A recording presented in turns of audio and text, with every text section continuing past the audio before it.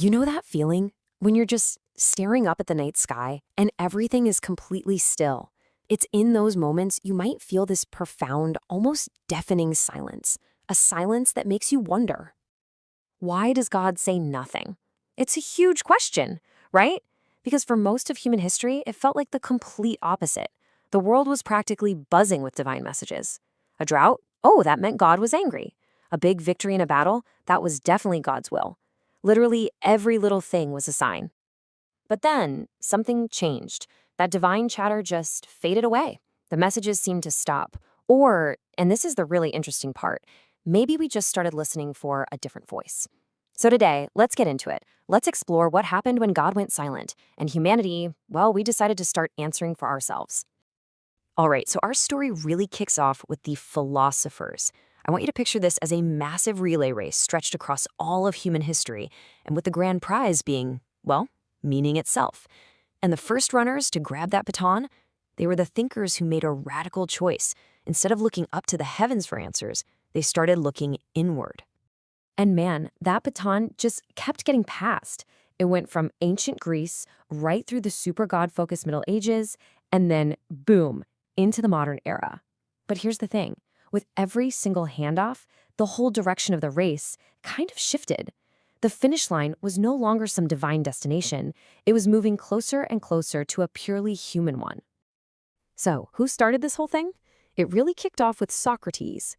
I mean, while basically everyone else was looking to the gods for all the answers, he comes along with this totally radical idea: know thyself. All of a sudden, truth wasn't some gift handed down from on high. Nope. It was something you could actually find for yourself, right inside your own head, just by using reason. It sounds so simple to us now, but back then, this was an absolute game changer. Okay, let's fast forward a bit, all the way to the 17th century. A guy named René Descartes just drops this intellectual bombshell on the world. I think, therefore I am. Now you have to understand, before this, the basic logic was, God created me, therefore I am. Descartes completely flipped the script. He was saying the ultimate, undeniable proof of your own existence, it isn't God. It's your own mind, your own ability to think. And then we get to Nietzsche's famous and maybe one of the most misunderstood quotes of all time. When he said God is dead, he wasn't throwing a party. He was sounding a massive alarm bell. He was saying that the old source of all our meaning, all our morality was gone. And that left a huge, terrifying question. What now? Who or what is going to fill that void? For Nietzsche, there was only one possible answer. Us. Humanity. We now had this terrifying but also exhilarating job of creating our own values, completely from scratch. So, just as the philosophers are passing that baton, a whole new team of runners storms onto the track, the scientists. And their approach was totally different. They weren't looking inward, they were looking outward, up at the stars, down through microscopes, trying to draw a map of how reality actually works. And what they started to find was a universe that seemed to be running just fine, all on its own. The first really big shock to the system came from a guy named Copernicus. See, for centuries, we all believed that Earth was the center of everything, God's special project, the main stage. And then Copernicus comes along and says, actually, no. We're just another planet on just another rock, orbiting the sun. This wasn't just a change in an astronomy textbook. It was a cosmic demotion, a theological earthquake. And right after that, Isaac Newton steps up and reveals something maybe even more mind-blowing. The universe, he showed us, wasn't just some chaotic place subject to the whims of a deity. It was a machine, a grand, intricate clockwork, governed by consistent, predictable, universal laws. And the craziest part? We, humanity, could actually understand them and write them down using math. And a simple-looking equation like this one, F equals ma, this became the new prayer of the age. Think about it. This was a language that let us speak directly to the cosmos and get a clear, predictable answer every single time. No priest, no prophet, no divine interpreter needed anymore.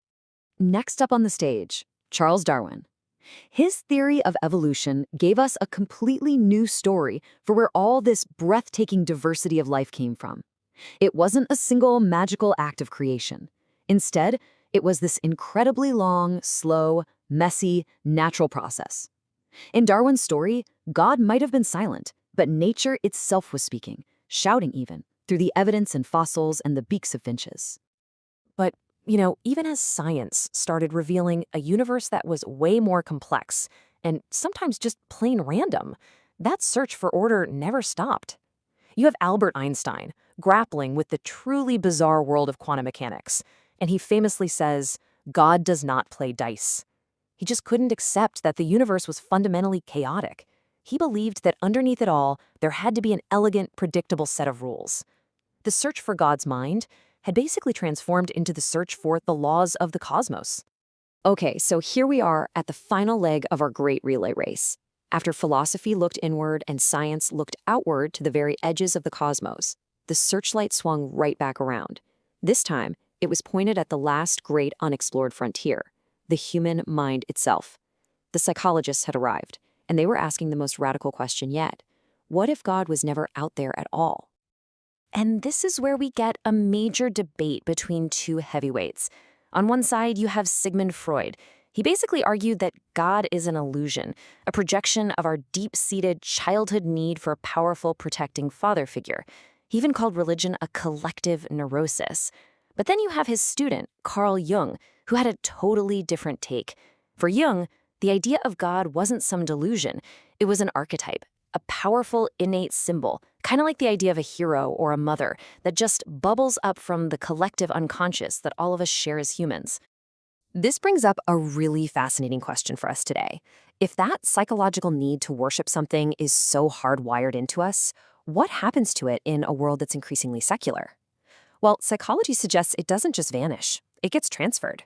We might not be bowing down to ancient gods anymore, but you could argue we devote ourselves with that same kind of religious fervor to other things, like money or power or political ideologies, or maybe, most of all, to the worship of the self. So, after this epic race through philosophy, science, and psychology, where does that leave us?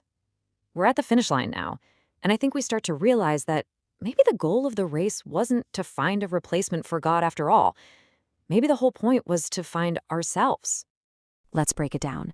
When we were faced with this great silent universe, humanity didn't just give up. We answered back.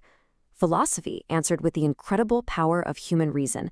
Science answered with the undeniable power of observation. And psychology?